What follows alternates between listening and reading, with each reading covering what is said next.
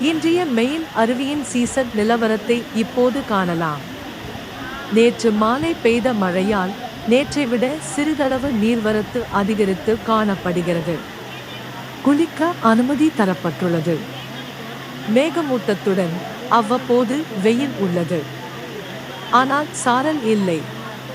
சிறிதளவு காற்று உள்ளது, கூட்டம் இல்லை.